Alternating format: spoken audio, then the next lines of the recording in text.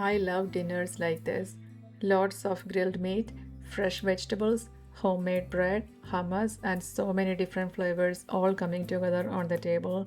So, today I'm making a big Mediterranean inspired dinner, and almost everything is being made from scratch. I'm starting today by making something called Turkish pide. It's very similar to pizza, but the flavors are completely different. And of course, I'm making a sourdough version of the base.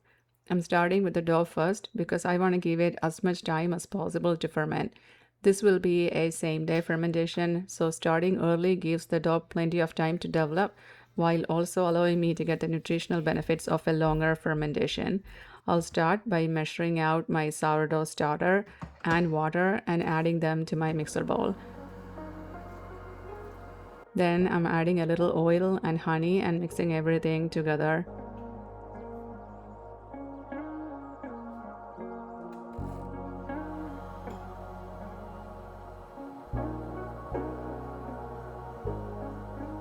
In a separate bowl, I'm measuring out the all-purpose flour, whole wheat flour, and salt. Once everything is ready, I'll combine all the ingredients with the wet mixture and start working on the dough. I'm adding about 500 grams of all-purpose flour and 50 grams of whole wheat. And I almost forgot to mention, I also added 10 grams of salt.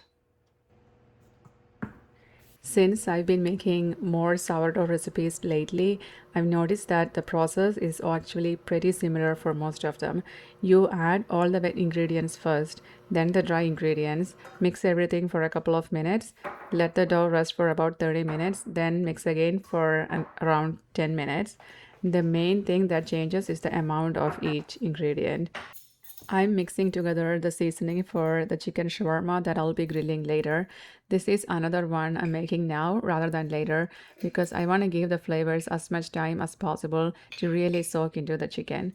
I'm using coriander powder, cumin powder, paprika, turmeric, salt, cinnamon, black pepper, and allspice.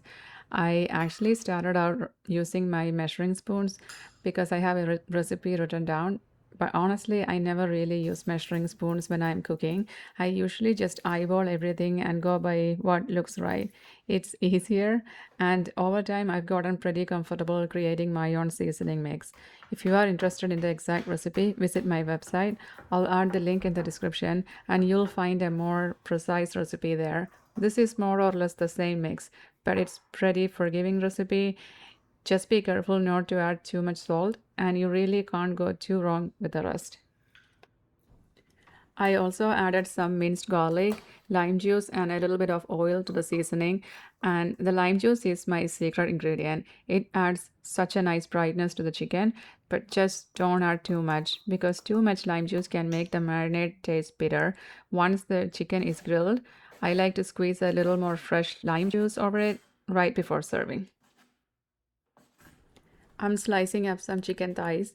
In my last video, I mentioned that I was going to use more chicken breast. I did use some chicken breast to make a Szechuan style chicken salad last week. For that recipe, the breast worked really well. But when it comes to grilling, I still prefer chicken thighs. They have more flavor and grill much better than chicken breast. This is pasture raised chicken that I buy frozen. I have two bags here, so I'm going to slice all of it up. Once I'm done, I'll mix the chicken really well with the seasoning and then move it to the refrigerator to marinate until it's time to cook.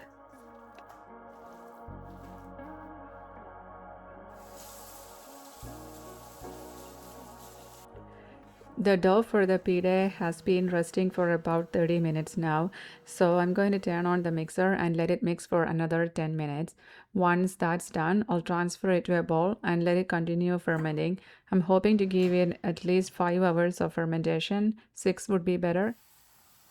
This dinner wouldn't be complete without some homemade hummus. It's one of the easiest things you can make at home. It might sound a little complicated at first, but it's so worth it. Whenever I'm making something Greek or Mediterranean, I almost always make hummus to go with it. Sometimes I'll make a big batch and plan my meals around it for the week. The kids love it too. I can eat it with pita bread, which I'll be making later today, or I can simply use it as a dip for the meat. Either way, it's delicious. I always start with dried chickpeas. These have been soaking for about a day, and now I'm going to pressure cook them for about 30 minutes until they are really soft. I'm shredding some purple cabbage to make a quick pickle. I've already washed the cabbage, so I'm just slicing it into thin strips.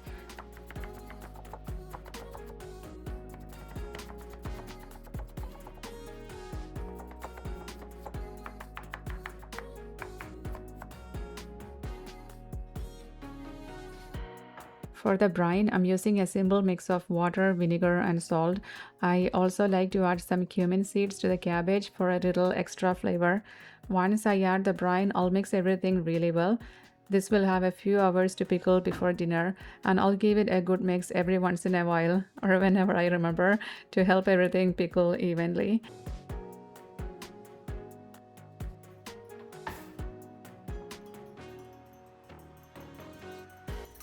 Since I don't have enough brine to completely cover the cabbage, mixing it throughout the afternoon will help make sure all of it gets exposed to the brine.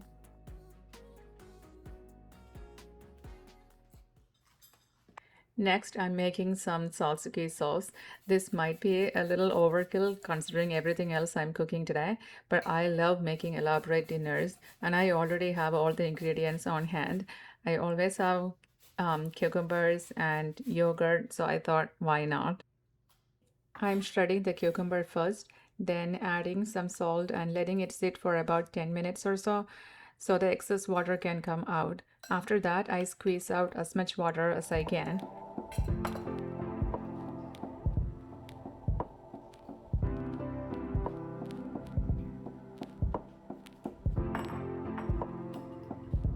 For the yogurt, so I make my own yogurt at home, but my regular homemade yogurt is not very thick.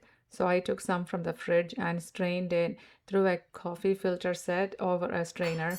After most of the whey drains out, what's left is this thick Greek style yogurt. I mixed that with the cucumber and then added some lime juice and extra virgin olive oil. I will also be making some pita bread later today in case the kids want to make a pita sandwich. So they'll have a couple of options. They can either use the hummus or this tzatziki sauce. I mixed everything together and gave it a taste. It needed a little more lime juice and olive oil. So I added those, mixed it in all together, and the tzatziki sauce is ready.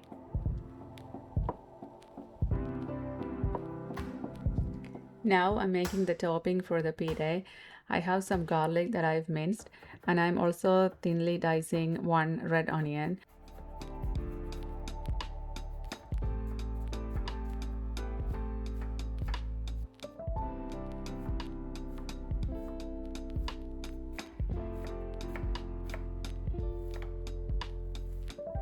I'm going to add those to a heated pan with a little oil and cook them for a few minutes.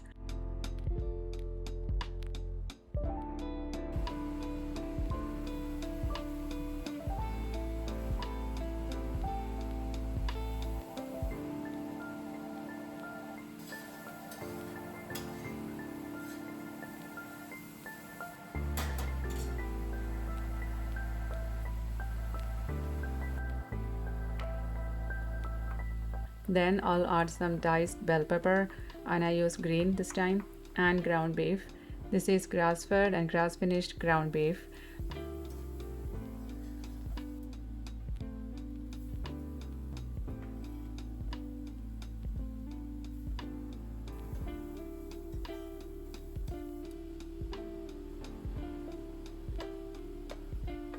For the seasoning, I'm adding paprika, cumin powder, black pepper, and salt. If you have some tomato paste on hand, you can add that too. I don't have any right now, so I'm skipping it. I'll cook everything until the beef is fully cooked and then set the topping aside to cool down. When we are ready to make the pide, you don't want the topping to be too warm, so letting it cool down first is important.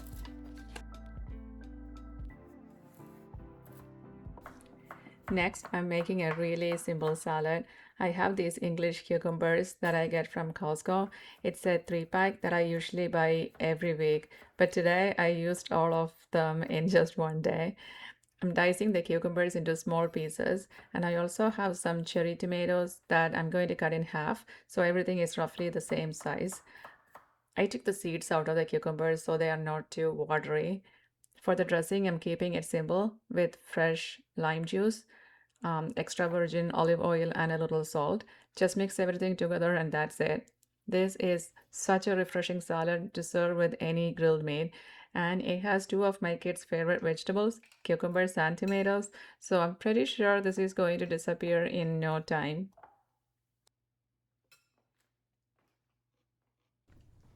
Next up is hummus. I cannot even begin to explain how much I love hummus. It goes so well with grilled meat, vegetables, honestly, just about everything. And it has so much flavor, but it's surprisingly easy to make at home. The chickpeas I pressure cooked earlier are now really soft, and that's exactly what you want. If you don't cook the chickpeas enough, the hummus can turn out grainy. You want it to be silky smooth and creamy. Now I'm adding tahini, which is a Mediterranean style sesame paste, along with plenty of lime juice. For this amount of chickpeas, I use the lime juice from 3 limes. I'm adding the tahini, lime juice, and a little bit of water first to help the food processor get going. Then I'll blend everything until it's really smooth. Also add salt. For the extra virgin olive oil, I don't add all of it at this stage. I like to save some for serving and drizzle it over the top right before we eat. And honestly, I don't really measure much anymore. I used to follow recipes exactly, but now I mostly just go by what looks and tastes right. And this turned out really, really good. Now I'm getting some rice starter to go with the shawarma. I start by adding a little butter to the pot, then I add the washed rice. I like to let the rice cook in the butter for a little bit, almost like I'm lightly toasting it. I feel like this gives the rice a really nice texture once it's cooked. Once the water from washing the rice has cooked off, then I add water. My usual ratio is 2 cups of water for every 1 cup of rice. And to make it a little more special, I'm adding some turmeric. Then I just let it cook for about 14 minutes. And as you can see, I'm starting to make my Turkish pide. I'm rolling the dough into an oval shape because that's the classic shape for pide. Once it's long enough, I pinch the two ends together to give it that little boat shape. I have enough dough to make four, but I'm only making two today because, as you can see, I already have so much food. And I think these are always best when they are fresh out of the oven, so I'm saving the other two for tomorrow. Once the dough is shaped, I add the cheese first, followed by the beef topping. Then it's ready for the oven at 475 degrees for about 12 minutes. And these turned out really, really good. We actually ended up eating both of them. I'll show you more during dinner, but I cut the pide into smaller pieces so it's easier for the kids to grab and eat. Honestly, this could easily be the main entree by itself. I'll definitely be making these again. The only thing I would change next time is the flour. I think I'll either skip the whole wheat completely or just use hard white wheat flour because the regular whole wheat gave the crust a slightly tougher texture than I wanted. I'm also rolling out and making the pita bread now since I already have everything set up. The dough was actually made yesterday, so let me show you how I made it. I started by mixing my sourdough discard with warm water, a little oil, and honey. I mixed that in my mixer, then added the all purpose flour and whole wheat flour. I mixed everything together and let the dough rest for about 20 minutes. Then I added the salt, mixed it in, and let the dough rest for another 20 minutes. After that, I transferred the dough to the refrigerator and let it ferment overnight. I'm rolling the dough out nice and thin and cooking it on my cast iron grill. These actually puffed up really nicely, which I love. They would be perfect if you're making pita pockets. But for today's dinner, we use them in a couple of different ways. Some of the kids made wraps with all the different toppings, while others just wanted to tear off pieces and dip them in the hummus. These turned out really, really good too. This is easily one of my favorite kinds of dinners. I love making Mediterranean style meals with lots of grilled meat and plenty of vegetables. Somehow everything just works so well together, and I love that. So, dinner is finally coming together. I have the oven preheating for the pide, which means I have about maybe 15 minutes. So, while that's happening, I'm going to go ahead and grill the chicken too.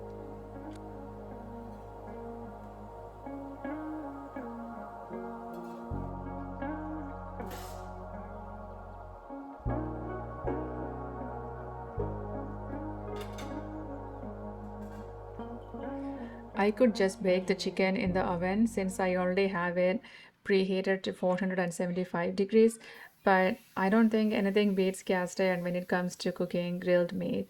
I just add the chicken to the hot cast iron pan in a single layer and leave it alone. Don't touch it at first. Let it cook for a few minutes so it gets a nice sear. Then I start stirring and turning the pieces so all the sides cook evenly. It comes out perfect every time, and I much prefer this cast iron method over cooking the chicken in the oven.